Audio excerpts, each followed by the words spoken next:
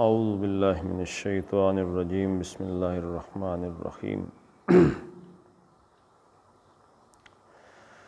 ولا یستطیعون لهم نصرا ولا انفسهم ینصرون صدق اللہ العظیم رب اشرح لی صدری ویسر لی امری واحلل عقدۃ من لسانی یفقہوا قولی اللہم صلی علی محمد وعلی آل محمد کما صلیت علی ابراہیم وعلی آل ابراہیم انک حمید مجید اللہم بارک علی محمد وعلی آل محمد کما بارکت علی ابراہیم وعلی آل ابراہیم انک حمید مجید۔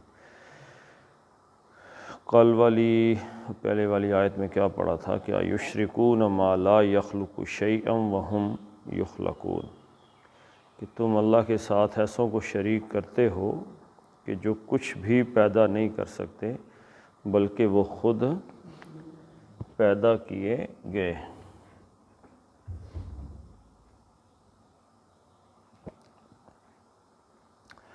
وَلَا يَسْتَطِيعُونَ،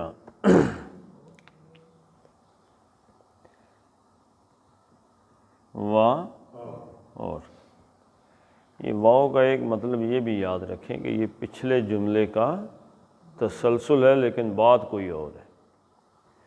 اس کو عطف اسی لیے کہتے ہیں نا کہ ایک اور دو، ایک اور دو اور تین، فلاں اور فلاں اور فلاں نے احمد، عبداللہ اور عبد الرحمن نے مل کر کھانا کھایا۔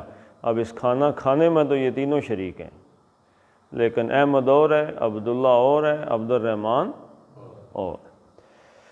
تو یہ جو واو آ گیا نا، وہ آیا، اس نے کھانا کھایا اور وہ چلا گیا۔ اب کھانا کھانا جانا تو اور ہے، لیکن یہ اس اور سے مراد ہے کہ یہ پچھلے جملوں کا تسلسل ہے، واو اور۔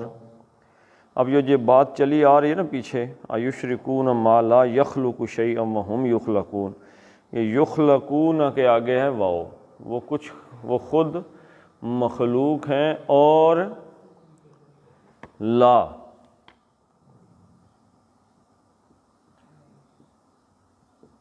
نہیں۔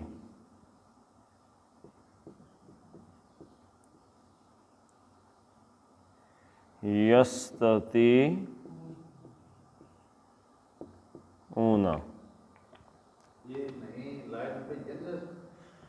نہیں جی، لائے نفی جنس کے لیے کیا شرط ہے کہ اس کے آگے اسم آئے، اور اسم کے آخری حرف پہ زبر ہو، جیسے لا الہ، لا ریب، لا اکراہ، لا نبی یا، ٹھیک ہے۔ لائے نفی جنس پوری جنس کی نفی ہو جاتی ہے۔ یہ تو ایک تو فعل ہے، اس کے اندر آ گیا لا نہیں، یستطیعون، یہ کا مطلب جو ہے وہ واو نون جمع، اندر کیا بچ گیا جی؟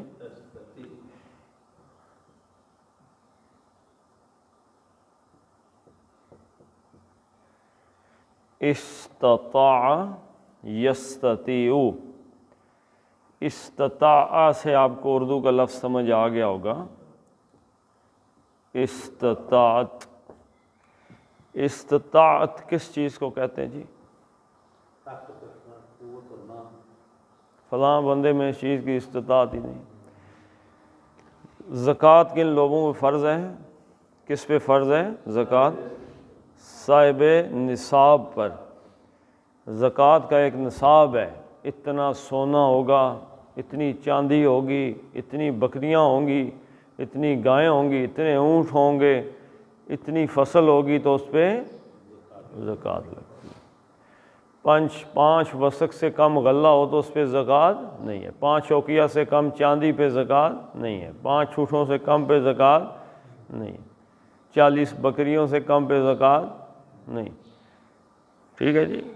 نصاب بنا دیا نا ایک، جو صاحب نصاب ہو، جس کے پاس 40 بکریاں ہو جائیں، 1 بکری زکوٰۃ ہے۔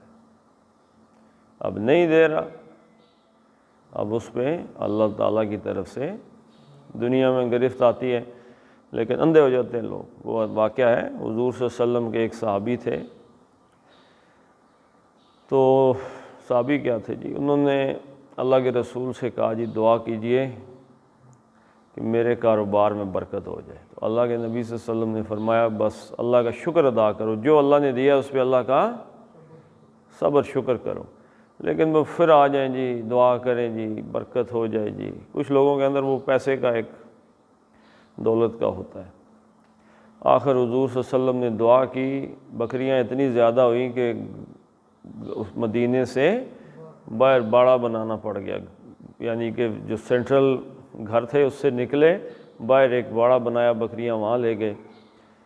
آپ کیا کرتے تھے، کبھی کبھی نماز اڑ جاتی تھی، حضور صلی اللہ علیہ وسلم کے پیچھے نصیب ہی نہیں ہوتی تھی، پھر بکریاں، اب اللہ کے رسول نے دعا دی ہے، بکریاں اور بڑی تو پہاڑی پہ چڑھ گئے۔ اب جمعے ہی آنا ہوتا تھا نماز پڑھنے کے لیے، تو اسی اثناء میں اللہ کے نبی صلی اللہ علیہ وسلم نے ایک صحابی کو بھیجا کہ جا کے انہیں کہیں اللہ کی طرف سے زکوٰۃ کا حکم آ گیا ہے بکریوں پر، تو زکوٰۃ دو۔ تو جب وہ وہاں پہ پہنچے یا جو بھی مال تھا ان کا، تو انہوں نے کہا بھائی اللہ کے رسول نے، تو اس نے آگے سے کہا اچھا اب ہم پہ بھی ٹیکس لگے گا، تو واپس آ گئے۔ تو پھر اللہ دوبارہ ان کو جب ہوش آیا تو وہ آ گئے جی کتنی زکوٰۃ بنتی ہے، اللہ کے رسول نے فرمایا بس۔ حضرت ابو بکر نے بھی نہیں لی، حضرت عمر کے زمانے میں بھی آئے، تو وہ ایک نصاب تھا، نصاب۔ جب آدمی اندھا ہو جاتا ہے دولت کے چکر میں تو وہ اللہ کا حق بھی کھانے کے اس میں آ جاتا ہے۔ تو عام طور پہ جب بندہ پیسے بنا رہا ہوتا ہے نا جی، جب آدمی کا کام چل رہا ہوتا ہے، مال بن رہا ہے جی، مشینیں چل رہی ہیں، جوس بک رہا ہے، اس وقت بندے کا ہوش اڑ جاتا ہے، وہ حلال حرام کو نہیں نکھیڑتا، ایک ساتھ ہی گھوڑے دوڑا دیتا ہے۔ اس کا نتیجہ اسے کب پتہ چلتا ہے؟ تھوڑی سی عمر ڈھلنے کے بعد۔ تو پھر تب پچھتائے کیا ہوت جب چڑیاں چگ گئیں کھیت میں، وقت گزر جاتا ہے تو پھر فائدہ نہیں۔ زکوٰۃ صاحب نصاب پہ ہے، اور کون سی عبادت ہے جو صاحب استطاعت پہ ہے؟ حج، ٹھیک ہے جی، حج ایک عبادت ہے جو صاحب استطاعت پہ۔ قرآن حکیم میں بھی یہ لفظ کہا گیا ہے کہ تم اپنے گھر کا ارادہ کرو، اللہ کے گھر کا، اگر تم صاحب استطاعت ہو۔ من استطاع الیہ سبیلا، جو اس گھر کے جانب جانے کا، رستے کے بوجھ برداشت کرنے کی استطاعت رکھتا ہے پیسوں کے اعتبار سے۔ تو استطاعت کا مطلب ہے اختیار والا ہونا، پیسے پہ اختیار ہی ہوتا ہے نا، یا آدمی کی استطاعت ہے۔ لا یستطیعون، کہ وہ یہ اختیار، بلکہ اردو کا لفظ ہی لکھ دیں جی، یہ استطاعت بھی نہیں رکھتے ہیں۔ کون؟ جن کو انہوں نے اللہ کا شریک بنا دیا ہے۔ دیکھیں نا، اللہ کا شریک بنایا ہے تو ان سے وہ کام ایکسپیکٹ کر رہے ہیں جو کام کس کے ہیں؟ اللہ کے ہیں۔ تو اللہ کے کام کرنے کی استطاعت ہے کسی میں؟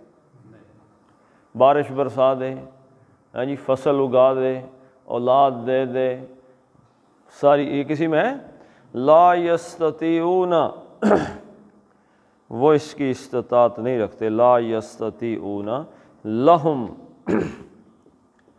لام تعلیل کے لیے، ہم ان کے لیے، ان کے لیے جو ان کی پوجا کر رہے ہیں، یعنی جو ان کو خالق مانے ہوئے، مالک رب بنائے ہوئے، جنہوں نے، ان کے لیے وہ کچھ استطاعت نہیں رکھتے۔ لہم، ان کے لیے کس چیز کی؟ نصرن،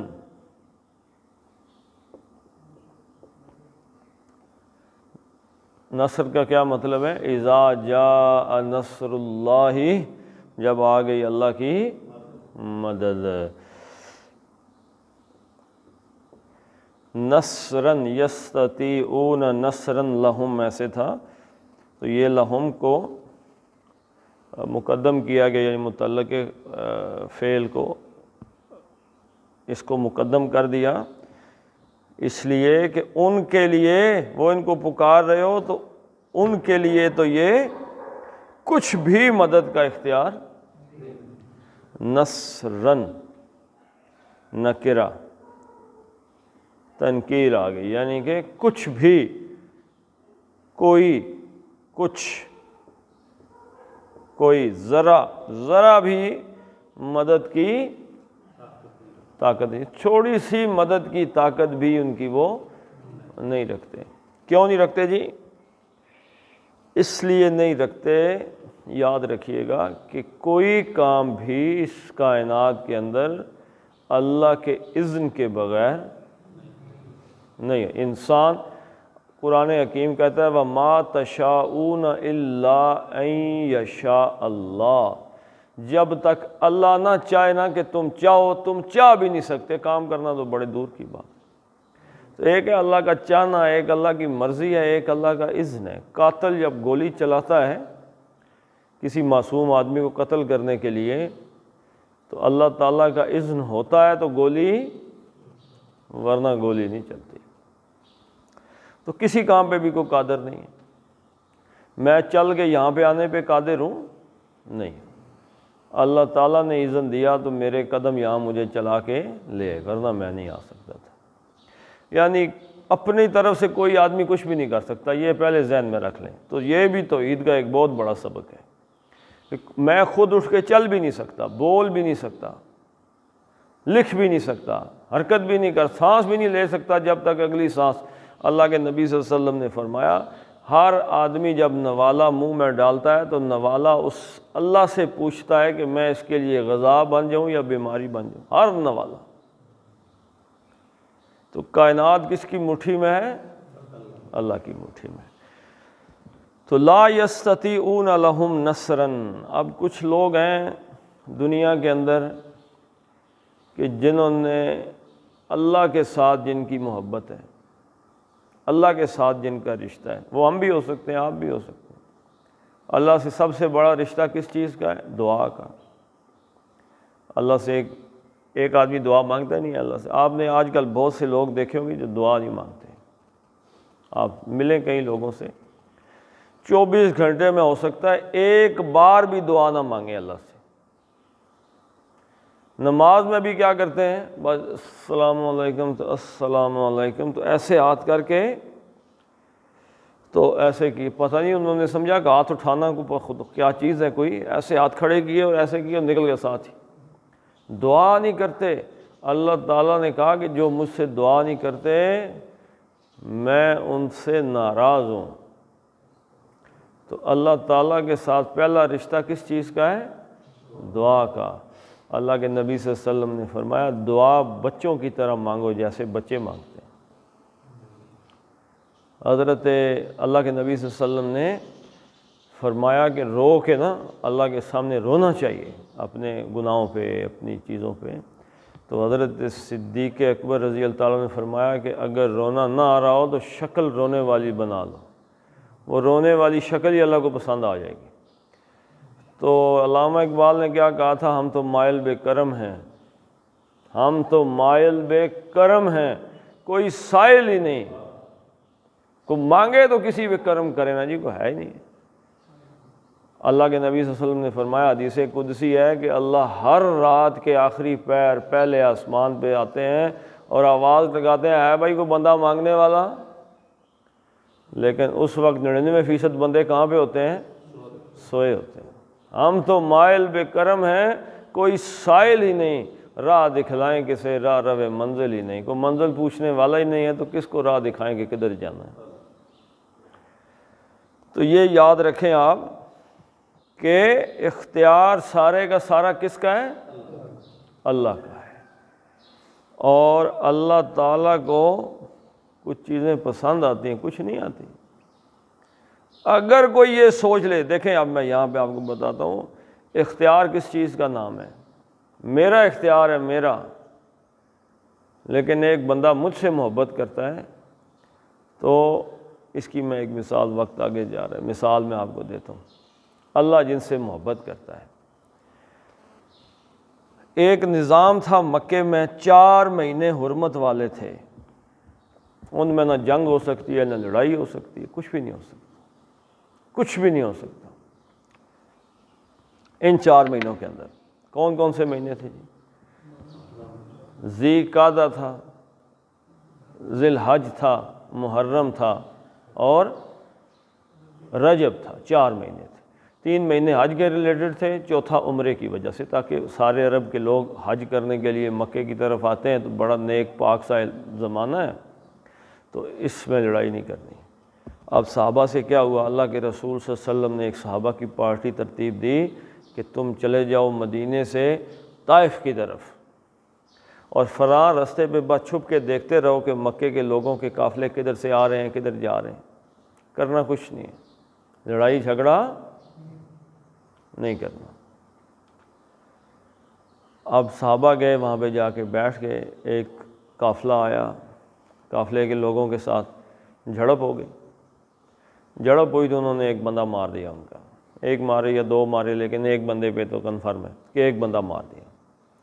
اب جو بندہ مرا نا، اس کا بھائی، اس زمانے میں تھا کوئی رواج تھا، اپنے اونٹ کا اس نے پتہ نہیں کان کاٹ دی کہ کیا کیا، قمیض اپنی پھاڑ دی اور روتا ہوا مکے میں داخل ہوا کہ محمد صلی اللہ علیہ وسلم کے بندوں نے میرا بھائی قتل کر دیا ہے۔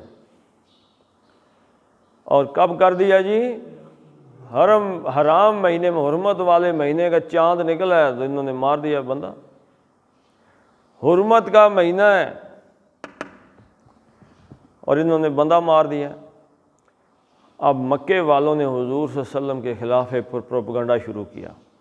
دیکھیں جی، کہتے ہیں ہم اللہ کے نبی ہیں، کہتے ہیں جی ساری دنیا میں امن لانے کے لیے آئے ہیں، اسلام تو سلامتی کا دین ہے، اور بے گناہ بندہ مار دیا، لڑائی کرنے والا تھا ہی نہیں، یہ تو قافلے کے ساتھ گیا ہوا تھا۔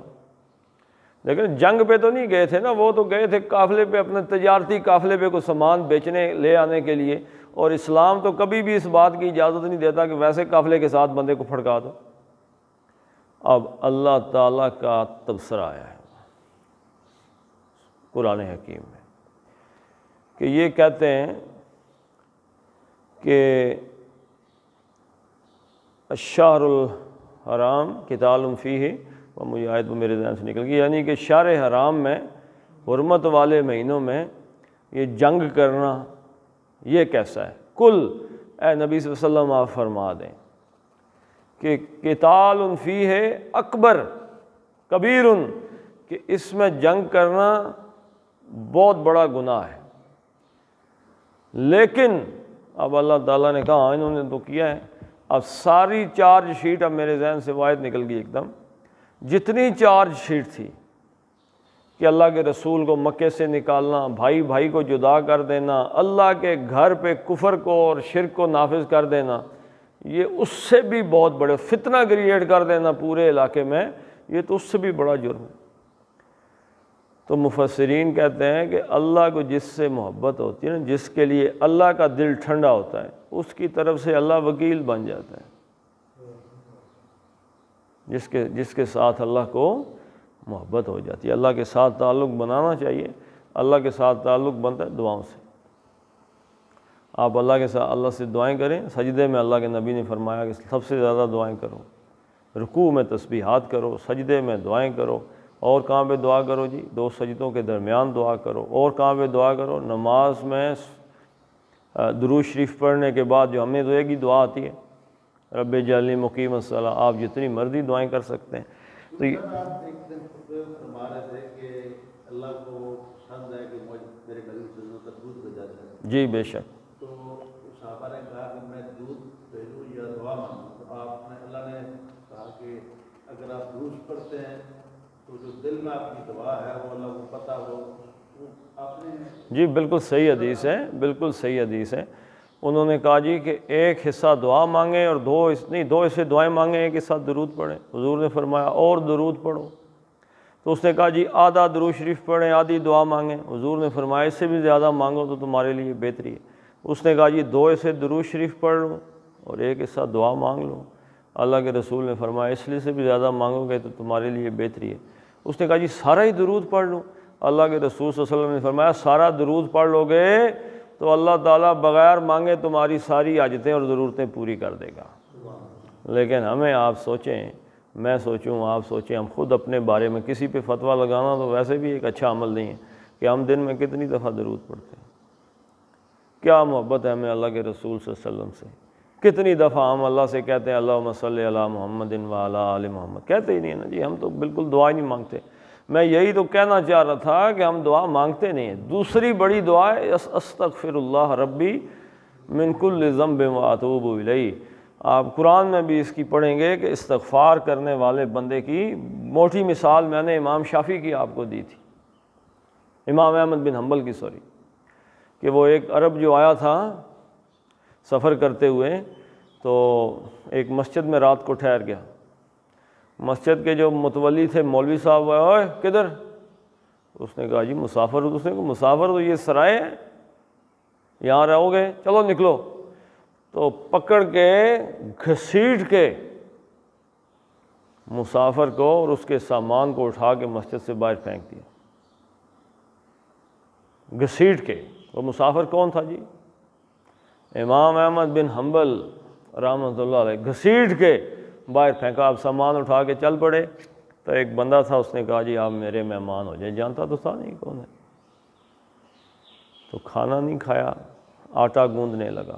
اب آٹا گوند رہا ہے اور کہتا جا رہا ہے استغفر اللہ استغفر اللہ استغفر اللہ استغفر اللہ۔ ادھر ایک کام سے گیا استغفر اللہ، واپس آیا کچھ چیز لے کے استغفر اللہ۔ تو امام احمد بن حنبل رحمۃ اللہ علیہ نے ان سے پوچھا بھائی ہر وقت استغفار کرتے رہتے ہو، اس کا کوئی فائدہ بھی ہوا ہے؟ ہر وقت استغفار کرتے رہتے، تو قرآن سے ہی پڑھا ہوگا نا، استغفار تو کوئی فائدہ ہی شاید ہوا ہے۔ اس نے کہا جی فائدہ یہ ہوا ہے کہ آج تک دل میں جو بھی مراد آئی ہے، جو خیال آیا، جو دعا آئی ہے، وہ اللہ نے پوری کی ہے، ما سوائے ایک دعا، ایک دعا رہتی ہے۔ تو انہوں نے کہا جی کون سی؟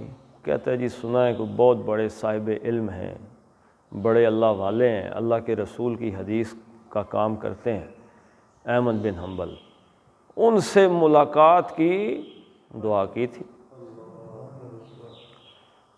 تو امام احمد بن حنبل رحمۃ اللہ علیہ نے فرمایا کہ دیکھو تمہارے استغفار کی طاقت کہ اللہ مجھے مسجد سے گھسیٹ کے تمہارے گھر لایا ہے۔ پھر بات وہی نا، ہم تو مائل بے کرم ہیں، کوئی سائل ہی نہیں، لا یستطیعون لہم نصرا۔ اب کتنی بڑی بدبختی ہے کہ ایک آدمی درود شریف کو، استغفر اللہ کو، اللہ کے رسول کو چھوڑ کے مدد کے لیے کسی اور کی طرف دیکھنا شروع ہو جائے۔ اس سے بڑی بھی کوئی بدبختی ہو سکتی ہے، جبکہ اللہ تو ہمارے ساتھ ہر وقت تعلق بنانے کے لیے تیار ہے، ہر وقت۔ وہ حدیث میں آتا ہے کہ ایک اللہ کے نبی نے فرمایا کہ اتنی زیادہ اللہ تعالیٰ توبہ کرنے والے سے محبت کرتا ہے، اتنی زیادہ محبت جیسے وہ کسی کا اونٹ تھا صحرا میں اور وہ گم ہو گیا۔ اب اسے ڈھونڈا اونٹ کو، صحرا ہے، کوئی جگہ کھانے کی نہیں، پینے سے پتہ چل گیا موت آ گئی، اب تو بچنے کا، پینے کا سامان بھی اونٹ پہ، کھانے کا بھی اونٹ پہ۔ تو لیٹ گیا یہ سوچ کے کہ وہ آگے اب مرنے لگا ہوں، ڈھونڈ کے تھک گیا، آنکھ لگ گئی، جو ہی آنکھ کھلی تو اونٹ سامنے کھڑا تھا۔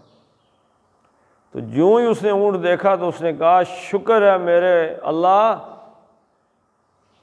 تو میرا بندہ اور میں تیرا رب۔ اتنا خوش ہوا کہ الٹا کہہ دیا کہ تو میرا بندہ اور میں تیرا رب ہوں۔ اللہ کے نبی نے فرمایا جتنی خوشی اس کو اس اونٹ ملنے کی اس وقت ہوتی ہے، اللہ کو اس سے بھی زیادہ خوشی ہوتی ہے ایک بندہ جب توبہ کر کے اس کے پاس آتا ہے۔ تو کتنا پیارا تعلق بن جاتا ہے، لیکن ہم تو بنانے والے ہیں نہیں۔ لا یستطیعون لہم نصرا، کہ وہ کچھ اختیار نہیں رکھتے ہیں ان مانگنے والوں کی مدد کا۔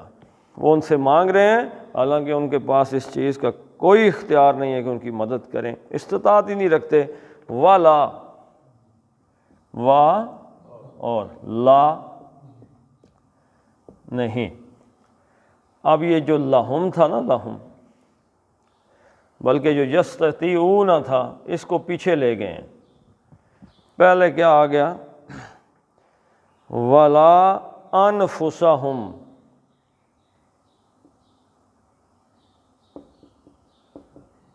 انفسا ہم، انفسا کا کیا مراد ہے جی؟ نفس کی جمع ہے انفس، اور یہ زبر کیا بتا رہی ہے کہ یہ کیا ہے؟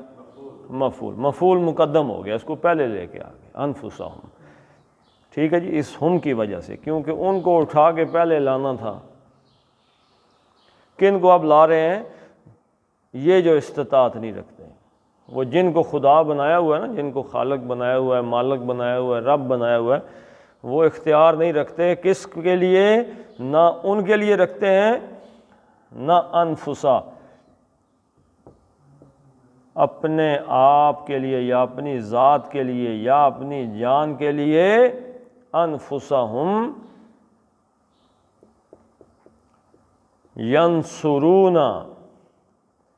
یہ کا مطلب وہ واو نون جمع، پیچھے کیا بچ گیا؟ نصر، مدد۔ ینصرون وہ مدد کرتے ہیں، یا یہاں پہ کیونکہ اختیار کی بات ہو رہی ہے تو جیسے انگلش میں دو لفظ آپ کو ملتے ہیں، ایک لفظ ملتا ہے مے اور ایک لفظ ملتا ہے کین۔ وہ کہتا ہے کہ may I drink a glass of water, کیا میں پانی کا ایک گلاس پی سکتا ہوں؟ یہ پوچھ رہا ہے، وہ پینے کی اجازت مانگ رہا ہے۔ مے آئی آسک اے کویسچن، کیا میں، یہ اجازت مانگ رہا ہے، مے کے ساتھ اجازت۔ اب کین ہے، کین کی تعریف میں استطاعت آتی ہے۔ کین آئی فلائی، کیا میں اڑ سکتا ہوں؟ مطلب اڑنے کی صلاحیت ہے۔ Can I drink a glass of water, doctor سے پوچھ رہا ہے کہ کیا میرے اندر یہ طاقت ہے کہ میں پانی کا گلاس پی جاؤں؟ کین مین اختیار۔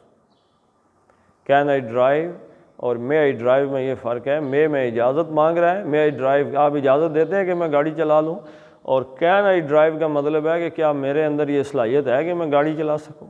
کین یو ڈرائیو، کیا تم گاڑی چلا سکتے ہو، تمہارے اندر صلاحیت ہے؟ تو یہ بالکل ایسے ہی ہے، یہاں پہ یستطیعون سے مدد کر سکتے ہیں، لا ینصرون وہ مدد نہیں کر سکتے، انفسہم اپنے آپ کی بھی مدد نہیں کر سکتے۔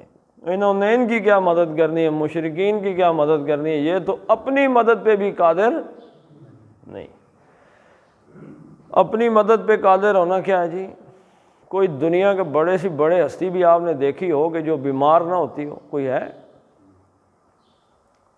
حضرت ابراہیم علیہ السلام کا قول ہے قرآن حکیم میں، وَإِذَا مَرِضْتُ فَهُوَ يَشْفِينِ۔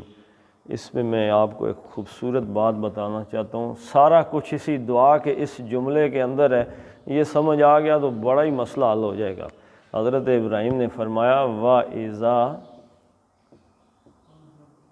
مَرِضْتُ فَهُوَ یشفینی، اصل میں نہیں تھا، ٹھیک ہے جی۔ اب دیکھیں ایک جو بات ہے، اذا کا مطلب کیا ہے؟ جب مرضا، مرضا، مرضتو، قتلتو میں نے قتل کیا، ضربتو میں نے مارا، تو مرضتو میں بیمار، میں مریض بنا، جب میں بیمار ہوا، جب لگ گیا ہے ہوتا ہوں، ٹھیک ہے جی، جب میں بیمار ہوتا ہوں، پس ہوا وہ یشفین، یہ وہ نی ششوینی، اصل میں یہ چھوٹی یہ تھی، نی کا مطلب کیا ہوتا ہے؟ مجھے، یشفی وہ شفا دیتا ہے، وَإِذَا مَرِضْتُ فَهُوَ يَشْفِينِ۔ اب اس دعا میں جو بات سمجھنے کی ہے وہ سمجھ آئے گی آپ کو کہ نہیں آئی؟ نہیں آئی۔ وہ بات کیا ہے کہ بیمار ہونے کی نسبت کس طرف رکھی؟ اپنی طرف۔ مرض یہ نہیں کہا کہ جب مجھے اللہ بیمار کرتا ہے، شفا کون دیتا ہے؟ اللہ۔ نبیوں نے ہمیں عاجزی سکھائی ہے، عاجزی رب کے سامنے۔ حضرت آدم نے بھی کیا کہا؟ ربنا ظلمنا انفسنا، ہم نے اپنی جانوں پہ ظلم کیا۔ اس سے بھی خوبصورت مثال آپ کو سورہ مریم میں ملے گی، جب اس نے کہا فرشتے نے کہ میں آپ کو خوشخبری دینے آیا ہوں، کس چیز کی؟ لِأَحَبَ لَكِ غُلَامًا زَكِيًّا، تاکہ آپ کو ہبہ کر سکوں، گفٹ کر سکوں اللہ کی طرف سے ایک تحفے کے طور پہ، غلامً ایک لڑکا، زکیًّا پاک۔ تو انہوں نے آگے سے کیا کہا؟ بڑی خوبصورت بات، عاجزی جو ہے نا ان لوگوں سے ہمیں سیکھنی چاہیے، قرآن میں یہ نکتے سیکھنے چاہیے۔ اَنَّا يَكُونُ لِي غُلَامٌ، اور میرا بیٹا کیسے ہو سکتا ہے؟ اب لم یمسسنی بشر، پہلی بات انہوں نے کی کہ مجھے کسی مرد نے آج تک چھوا نہیں ہے۔ دوسری بات کی وَلَمْ أَكُ بَغِيًّا، میں باغی نہیں ہوں۔ مفسرین کہتے ہیں کہ انہوں نے اپنی تعریف بعد میں کی ہے، پہلے دوسری بات کی ہے۔ پہلے کہہ دیتی وَلَمْ أَكُ بَغِيًّا، میں باغی عورت ہی نہیں ہوں، میرے اندر تو کوئی ایسی بات ہی نہیں ہے۔ نہیں، انہوں نے کہا دیکھو مجھے آج تک کسی نے مرد نے چھوا ہی نہیں، اور میں بھی تو باغی عورت نہیں ہوں۔ عاجزی، اپنی تعریف نہیں کرنی۔ اللہ کے قرآن حکیم کہتا ہے فَلَا تُزَكُّوا أَنفُسَكُمْ، اپنے آپ کو پالش نہ مارتے رہو، میں بڑا پاک ہوں، میں بڑا پاک ہوں جی، میں بڑا پہنچا ہوں، بڑا متقی ہوں، بڑا پرہیزگار ہوں، بڑا قرآن والا حدیث۔ عاجز بن کے رہو۔ صحابہ کہتے ہیں حضور صلی اللہ علیہ وسلم ہمارے درمیان ایسے مل کے بیٹھتے تھے کہ اجنبی بندہ آئے تو اسے ویسے سمجھ نہیں آتی تھی کہ ان میں سے اللہ کے رسول کون سے ہیں، ایسی عاجزی تھی۔ تو یہ یاد رکھیں کہ ہر نیگیٹو چیز کی، ہر بیماری کی، مشکل کی، پریشانی کی نسبت کس طرف ہے؟ اپنی طرف، اور اس سے نکلنے کی، شفا کی ساری وہ نسبتیں کس کی طرف ہیں؟ اللہ کی طرف۔ جب یہ سمجھ آ جائے گی بات تو بندہ کہتا ہے کہ یہ جو سارا گڑبڑ ہو گیا، ساری خرابی ہو گئی، یہ جو حل مسئلہ نہیں ہو رہا اس کے پیچھے کون ہے؟ میں ہوں۔ اب اس مسئلے سے مجھے نکال کون سکتا ہے؟ اللہ ہی نکال سکتا ہے۔ حضرت ابراہیم علیہ السلام کی یہ دعا یاد رکھیں، ٹھیک ہے؟ اللہ کے نبی صلی اللہ علیہ وسلم نے فرمایا آپ صوم وصال رکھتے تھے، یعنی ایک روزہ رکھا، افطار کیے بغیر دوسرا رکھ لیا، افطار کیے بغیر تیسرا رکھ لیا، ایسے بھی کر لیتے تھے۔ تو صحابہ کرام رضوان اللہ علیہم اجمعین وہ حضور کی نقش قدم پہ چلتے تھے، تو ان میں سے بھی کچھ نے کوشش کی کہ چلو جی 2 یوم وصال یعنی کہ صوم وصال 2 روزے اکٹھے کر لیتے ہیں، تو نہ افطاری کی نہ سحری کی۔ تو دوسرے دن جب دن کا وقت گزرا نا تو کوئی یہاں گر رہا ہے، کوئی وہاں گر رہا ہے، جسم میں طاقت ہی نہیں ہے۔ تو اللہ کے نبی صلی اللہ علیہ وسلم نے پتہ کیا بھائی کیا ہو گیا ان کو، انہوں نے کہا جی آپ وہ صوم وصال رکھتے ہیں، تو انہوں نے بھی رکھ لیا تو گرتے پھر رہے ہیں۔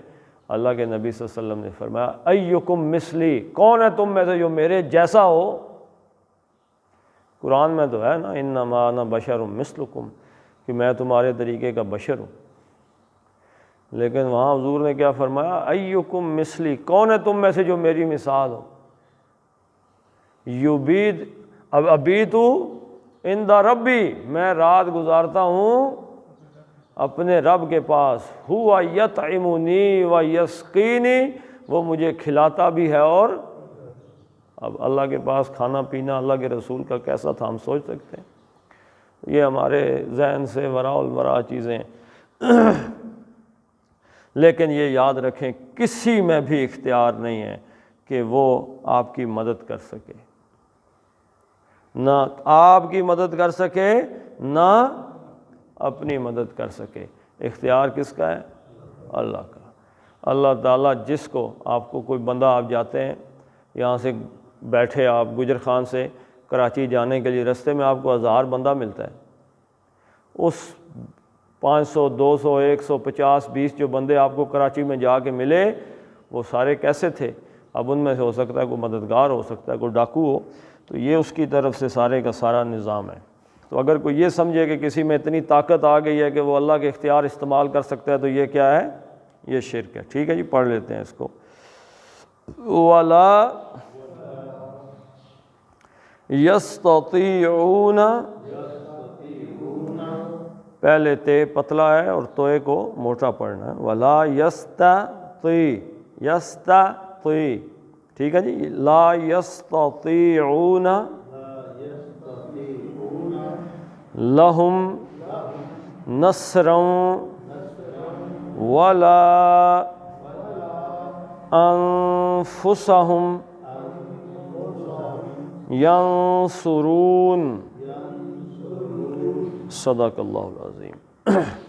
اللہم صلی علی محمد وعلی آل محمد کما صلیت علی ابراہیم وعلی آل ابراہیم انک حمید مجید.